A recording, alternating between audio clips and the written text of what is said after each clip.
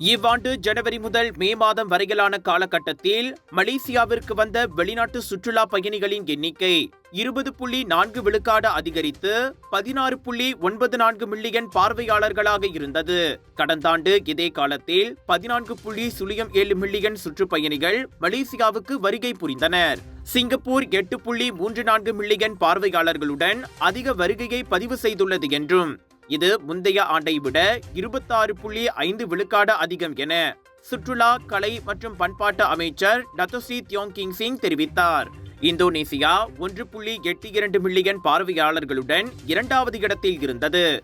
அதைத் தொடர்ந்து சீனா 1.81 மில்லியன் வருகையாளர்களுடன் 38.8 அதிகபட்ச வளர்ச்சியை பதிவு செய்துள்ளது.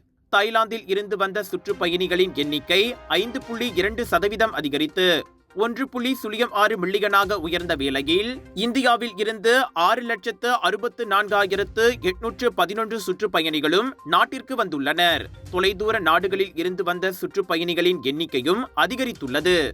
ஆஸ்திரேலியா மற்றும் பிரிட்டனில் இருந்து வந்த சுற்றுப்பயணிகளின் எண்ணிக்கையும் முறையே 16.6 மற்றும் 8.7 உயர்ந்ததாக இன்று நாடாளுமன்ற வலைத்தளத்தில் வெளியிடப்பட்ட எழுத்துப்பூர்வமான அறிக்கையில் தியோங் கிங் சிங் தெரிவித்தார்.